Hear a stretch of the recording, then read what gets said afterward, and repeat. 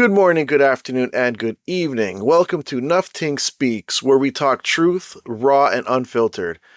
And today I want to talk about something that's not just tragic, it's important. Right now, thousands of young people in Nepal, mostly Gen Zs, are risking their lives in the streets, not for clout, not for likes, but because their voices are being erased. And some, unfortunately, will never speak again. This is about censorship, corruption, and a system that stopped listening a long time ago. Let me break it down. What's going on, why it matters, and why the world should be paying attention.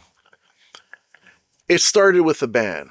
In early September, Nepal's government shut down over 25 major social media platforms: Instagram, YouTube, Facebook, Twitter, Snapchat, gone overnight. No warning, no vote, just a decision made behind closed doors. They claimed it was about regulating tech companies that didn't register with the government. But let me read you what Reuters had to say. Sorry, I said that wrong. Thousands of young Nepalese, largely from Generation Z, are protesting across the country. The ban includes Facebook, Instagram, WhatsApp, YouTube, Snapchat. Protesters view the ban as an infringement on the free speech. Deeper frustrations over government corruption, lack of economic progress, and unfilled promises. This wasn't just about losing TikTok, it was about losing their voice. Now, can you imagine out here in North America if we lost all that? Like, people would lose their mind. So we can understand, this is the future. This is what we need. We need our social media. All right. So why Gen Z rose up? You could only push people for so long before they push back. Gen Z in Nepal has been growing up under rising costs, joblessness, corruption scandals, a political class that doesn't care.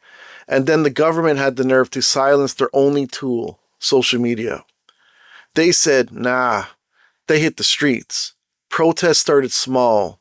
Signs, chants, peaceful marches, but they grew fast. And they were organized, unified, focused. This wasn't just a protest. It became a movement. Now let's talk about what happened next, because this is where it gets dark.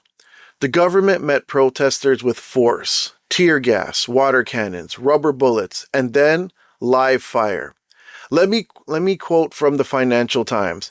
In response to nationwide protests that turned deadly, Nepal has lifted a controversial social media ban that led to the deaths of at least 19 protesters and left hundreds injured. Communication Minister announced the move following an emergency cabinet meeting, citing pressure from younger generations. Once again, that was the Financial Times. 19 people dead. 19, y'all. For what? Hundreds more hurt. Lives forever changed. All because they dared to speak. Now, here's something wild and honestly kind of beautiful. A symbol has emerged during the protest. The Straw Hat Pirates flag from the anime One Piece. That's right, y'all. Luffy's flag, a symbol of freedom and rebellion. Here's what the IndiaTimes wrote. A symbolic icon of the uprising has emerged. The Straw Hat Pirates flag from the anime One Piece, representing rebellion, freedom, and resistance. It has become a unifying emblem for the movement. That was the IndiaTimes. These youths aren't just fighting back. They're doing it with heart, with culture, with identity. After the violence, though, after the bloodshed, the government caved. They lifted the ban, but it was too late. People were already dead, and now the political system is fracturing. Check this from AP News. Amid mounting public outrage, Nepal's government lifted a ban on social media platforms just a day after violent police crackdowns on mass protests resulted in the deaths of 19 people. The government has announced the creation of an investigation committee and financial compensation for the victims. Financial compensations, but if They're dead. What will that help? I don't understand that. Money, that's all they can give, right? They can't give anything else back. Meanwhile, opposition leaders are calling for the prime minister to resign. They're demanding early elections. Nepal isn't just protesting, it's boiling over. All right, so let's take a step back. This is not just a Nepal story. This is a global story.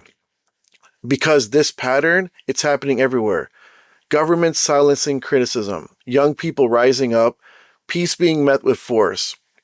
Nepal is just the latest, but it won't be the last. And that's why this movement matters. Let me read you this from Wikipedia excerpt that sums up the scale. In September 2025, large-scale demonstrations, initially sparked by public criticism of perceived corruption and the government's decision to restrict access to several major social media platforms, the confrontations resulted in at least 19 people killed and 347 people injured. Once again, that was Wikipedia. To the youth of Nepal, I see you, I respect you. You didn't wait for change, you demanded it. And even though it cost lives, you reminded the world what it means to fight for something that matters. To everyone else watching this, don't look away. This isn't about another country. It's about all of us. Because freedom can be silenced there, it can be silenced anywhere. This has been Nufftingz Speaks. No jokes today, no drama, just real talk. And if you made it this far, do one thing. Share this video. Let the world know what's happening. Let the youth of Nepal know they're not alone. Because silence, that's what they want. But not here, not now, not ever.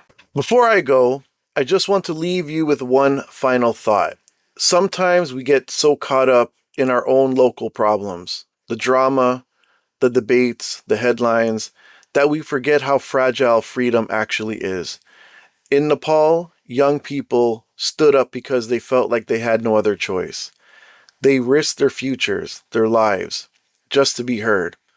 And it makes you wonder, what would we do if that happened here? Would we speak out? Would we fight? Would we even care? You don't have to be from Nepal to understand this moment. You just have to be human. You just have to remember that somewhere out there, someone your age, someone with the same dreams, the same phone, the same playlist is marching into tear gas just for a voice. So yeah, respect their courage, respect their names, and next time someone tells you young people don't care about anything, tell them about Nepal. Because Gen Z, they ain't sleeping. They're wide awake.